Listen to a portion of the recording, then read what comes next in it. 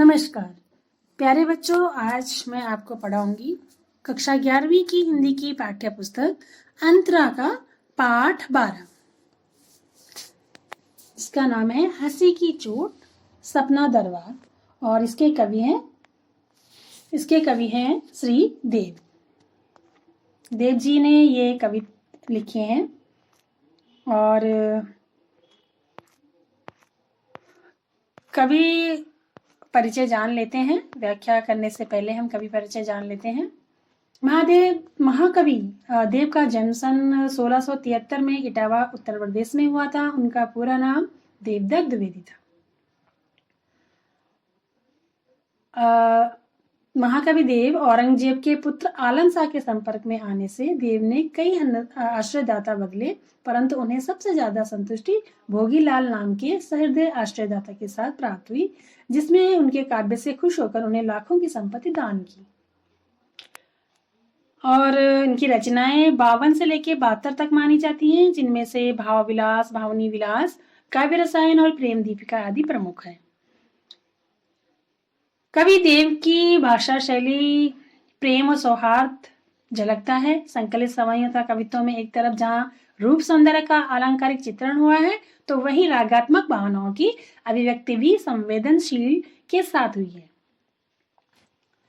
काव्यगत विशेषताएं। कवि देव प्रेम और सौंदर्य के कवि थे। इनके काव्य में श्रृंगार के उदास रूप का चित्रण है।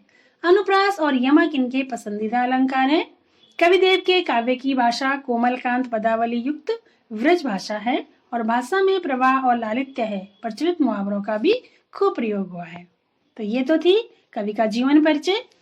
अब जानते हैं समरी हंसी की चोट और सपना और दरबार की। हंसी की चोट प्रिलंबन श्रृंगार का अच्छा उदाहरण है। कृष्ण के मुंह फेर लेने से गोपियां हंसना ही भूल गई हैं। वे कृष्ण को खोज कर हार गई हैं। अब तो वे कृष्ण के मिलने की आशा पर ही जीवित है। उन्हें उम्मीद है कि कृष्ण जरूर एक दिन मिलेंगे उन्हें। उनके शरीर के पंच तत्वों में से अब केवल आकाश तत्व ही शेष रह गया है। हमारा शरीर 5 तत्वों से मिलकर बना है और उनमें से सिर्फ गोपियां कहती हैं कि सिर्फ आकाश तत्व ही शेष रह गया है। सपना में कृष्ण स्वप्न में गोपी को अपने साथ झूला झूलने को कहते हैं। तभी गोपी की नींद टूट जाती है और उसका स्वप्न खंडित हो जाता है। इसमें संयोग वियोग का मार्मिक चित्रण हुआ है। दरबार में पतनशील और निष्क्रिय सामंत व्यवस्था पर देव ने अपनी तीखी प्रतिक्रिया व्यक्त की है। तो ये तो थी तीनों की परिचय। अब पढ़ लेते हैं हंसी की चोट। सासन ही सो समीर गयो और आंसुन ही सब नीर गयो डरी। तेज गयो गुण लय अपनो और भूमि गई तन की तनु जाकरी। देव जिये मिली बेही की आस की आसों पास आकाश रहो भरी। और जा दिन ते मुख फेरे हरे हसी हेरे हियो जुलियो हरिजू हरी। कवि कहता है कि कृष्ण के चले जाने पर गोपी कहती है कि जब से कान्हा ने मुंह फेरा है तब से मेरी सांसों की वायु चली गई है। अर्थात सांस तो चल रही है पर जान चली गई है। उसके आंसू थम नहीं रहे हैं और उसके शरीर का सारा पानी सूख रहा है। अपने सारे गुण अर्थात शक्ति को साथ लिए हुए तेज भी चला गया है। कमजोरी के कारण मात्र कंकाल रह गया है। देव कहते हैं कि गोपी केवल कृष्ण से मिलने की आस में जीवित है। उस आशा के पास ही आकाश पानी शून्य भर रहा है, अतः वही मेरे जीने का सहारा है। गोपी कहती है कि कान्हा ने मेरी हंसी का भी हरण कर लिया। मैं हंसना भूल गई हूं, मैं उसे ढूंढती फिर रही हूं जिसने मेरे हृदय को हर लिया है। अब पढ़ते हैं अगला सपना। जहर जहर जीनी बूंद है परति मानो घर घर घटा घेरी है गगन में। अनिका हो श्याम में मोसो चलो झुलेबे को आज। फूली न समानी भई ऐसी हो मगन मैं। चाहत उड़ियो उठ गई सो निगोड़ी नींद। सोए गए भाग मेरे जानिवा जगन में। आंख खोली देखो तो न घन है न घन श्याम। मेरी छाई बूंदे मेरे आंसू है दृगन में। गोपी कहती है कि मैंने सपने में देखा कि झरझर की आवाज के साथ हल्की हल्की बूंदें पड़ रही हैं। सपने में देख रही है गोपी कि हल्की हल्की बूंदें पड़ रही हैं और आकाश में गड़गड़ाहट करते हुए बादल छाए हुए हैं।